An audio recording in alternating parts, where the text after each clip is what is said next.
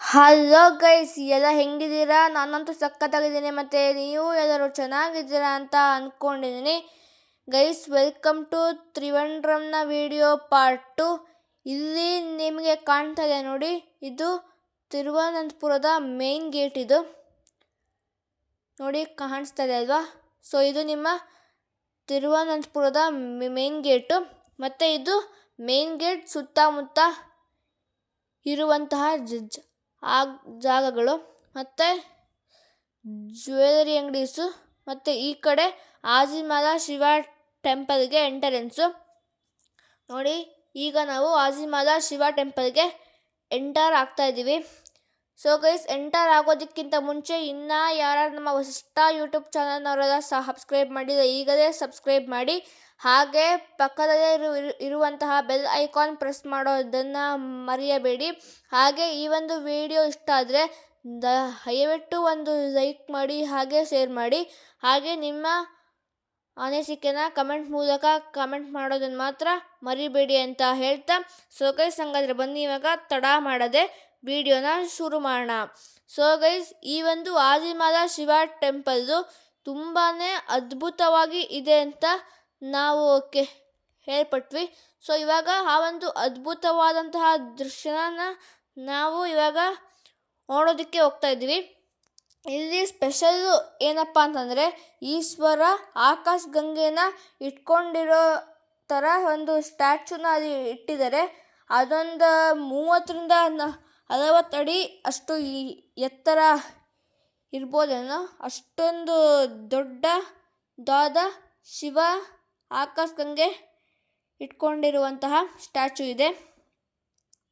So ಅದಾದಮೇಲೆ ಇದು ನೀವು ನೋಡ್ತಾ ಇದ್ದೀರಾ ನೋಡಿ, ಶ್ರೀ ಅನಂತ ಪದ್ಮನಾಭ ಸ್ವಾಮಿಯ ಲೈಟಿಂಗ್ಸು ನೀವು ನೋಡ್ತಾ ಇರೋದು. ಇದೇ ಶ್ರೀ ಅನಂತ ಪದ್ಮನಾಭ ಸ್ವಾಮಿ ದೇವಸ್ಥಾನ. ನಾನು ಅನಂತ ಪದ್ಮನಾಭ ಸ್ವಾಮಿಯ ದೇವಸ್ಥಾನವನ್ನು ನಾನು ಆಮೇಲೆ ತೋರಿಸ್ತೀನಿ. ಮೊದಲು ಆಜಿಮಲ ಶಿವ ಟೆಂಪಲ್ನ ನಾನು ನಿಮಗೆ ಓಡಿಸ್ಬಿಡ್ತೀನಿ. ಸೊ ಗೈಸ್, ಇದು ಆಜಿಮಲ ಶಿವ ಟೆಂಪಲ್ನಲ್ಲಿ ಇರುವಂತಹ ದೊಡ್ಡ ಗಾತ್ರದ ಬೀಚ್. ಇದು ಕೋವಲಂ ಬೀಚ್ಗಿಂತ ಇದೇ ತುಂಬ ದೊಡ್ಡದಾಗಿದೆ ಗೈಸ್. ಕೋವಲಂ ಬೀಚು ಸ್ವಲ್ಪ ಚಿಕ್ಕದಾಗಿದೆ, ಈ ಬೀಚ್ ಅಂತೂ ದೊಡ್ಡದಾಗಿದೆ ಫುಲ್ಲು. ಆ್ಯಕ್ಚುಲಿ ಅದಕ್ಕಿಂತ ಇದೇ ಬೆಸ್ಟು. ಆ ಕೋವಲಂನ ಇಂಟರ್ನ್ಯಾಷನಲ್ ಬೀಚ್ ಅಂತ ಹೇಳ್ತಾರೆ, ಬಟ್ ಅದಕ್ಕಿಂತ ಹೊಡೆದಾಗಿರೋದು ಇದೇ ಬೀಚು. ಇದನ್ನ ಯಾಕೆ ಇಂಟರ್ನ್ಯಾಷನಲ್ ಬೀಚ್ ಮಾಡಿಲ್ಲ ಅಂತ ನಾನು ಗೊತ್ತಿಲ್ಲ. ಏನೋ ಅಲೆಗಳು ಮಾತ್ರ ಸಖತ್ತಾಗಿ ಬರ್ತಾಯಿದೆ. ಕರೆಕ್ಟಾಗಿ ಇವಾಗ ಸಂಜೆ 6:58. ಸನ್ಸೆಟ್ ಆಲ್ರೆಡಿ ಆಗೋಗಿದೆ. ಅದು ಬೇರೆ ಇವತ್ತು ಅಮಾವಾಸ್ಯೆ. ವೇವ್ಸ್ಗಳು ಮಾತ್ರ ಎದ್ದು ಹರ್ತಾರೆ ಹಂಗೆ. ಎಲ್ಲರೂ ಬ್ಯಾಟ್ರಿಯಿಂದ ಫೋಟೋಸ್ನ ತೆಕ್ಕೊಂಡು ಎಂಜಾಯ್ ಮಾಡ್ತಾಯಿದ್ದಾರೆ. ಮತ್ತು ಆ ಕಡೆ ಎಲ್ಲ ಡ್ಯಾನ್ಸ್ ಎಲ್ಲ ಮಾಡ್ತಾಯಿದ್ದಾರೆ, ಮತ್ತು ಈ ಕಡೆ ಎಲ್ಲ ಕೂತ್ಕೊಂಡಿದ್ದಾರೆ, ಮತ್ತು ಆ ಕಡೆ ಎಲ್ಲ ಅದೇನೋ ಹೇರ್ ಮೇಲೆ ಕೂತ್ಕೊಂಡು ಮಸಾಜ್ನ ಆಡಿಸ್ಕೊತಾ ಇದ್ದಾರೆ. ಸೊ ಗೈಸ್, ಇದು ನಿಮ್ಮ ಆಜಿಮಲ ಶಿವ ಟೆಂಪಲ್ನ ವ್ಯೂ. ಇದು ಆಜಿಮಲ ಶಿವ ಟೆಂಪಲ್ ಸುತ್ತಮುತ್ತ ಈ ಥರ ವ್ಯೂ ಇರುತ್ತೆ. ಸೊ ಇದೇ ಒಂದು ಆಜಿಮಲ ಶಿವ ಟೆಂಪಲ್ನ ಸ್ಟ್ಯಾಚು. ಆಕಾಶ್ ಗಂಗೆ ತಲೆ ಮೇಲೆ ಇಟ್ಕೊಂಡಿರುವಂತಹ ಸ್ಟ್ಯಾಚು ಇದು. ನೀವು ಬೆಳಗ್ಗೆ ಹೊತ್ತು ಬಂದರೆ ಅದು ಸುಮ್ಮನೆ ಬರೀ ವೈಟ್ ಕಲರ್ ಥರ ಮಾಡಿರ್ತಾರೆ. ಬಟ್ ನೀವು ರಾತ್ರಿ ಹೊತ್ತು ಬಂದರೆ ಅದಕ್ಕೆ ಇದು ರೆಡ್ಡು, ಗ್ರೀನು, ಬ್ಲೂ ಆ ಥರ ಲೈಟಿಂಗ್ಸ್ ಎಲ್ಲ ಹಾಕ್ಬಿಟ್ಟು ಚೆನ್ನಾಗಿ ಮಾಡಿರ್ತಾರೆ.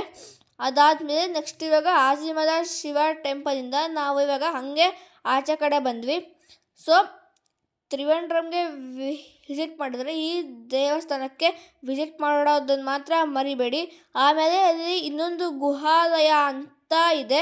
ಸೊ ಅದಕ್ಕೆ ಎಂಟರ್ ಆಗಬೇಕು ಅಂದರೆ 100 ರೂಪಾಯಿ ಆಗುತ್ತೆ ಒಬ್ಬರಿಗೆ. ಆಮೇಲೆ ಅಲ್ಲಿ ಯಾವುದೇ ರೀತಿಯ ಫೋಟೋಸ್ ಆಗಲಿ ಅಥವಾ ವಿಡಿಯೋಸ್ ಆಗಲಿ ಹೆಗ್ಗಂಗಿಲ್ಲ. ನಾವು ಇವಾಗ ಅಲ್ಲಿ ಒಂದು ಈಶ್ವರಂದು ಸ್ಟ್ಯಾಚುನ ನೋಡಿದ್ವಲ್ಲ, ಅದ್ರ ಕೆಳಗಡೆ ಒಟ್ಟು 4 ಫ್ಲೋರ್ ಇದೆಯಂತೆ. ಒಂದೊಂದು ಫ್ಲೋರಲ್ಲಿ ಒಂದೊಂದು ಸ್ಟ್ಯಾಚುಗಳಿದೆಯಂತೆ. ಸೊ ಇದೇ ಥರ ಒಟ್ಟು 32 ಸ್ಟ್ಯಾಚುಗಳಿದೆಯಂತೆ.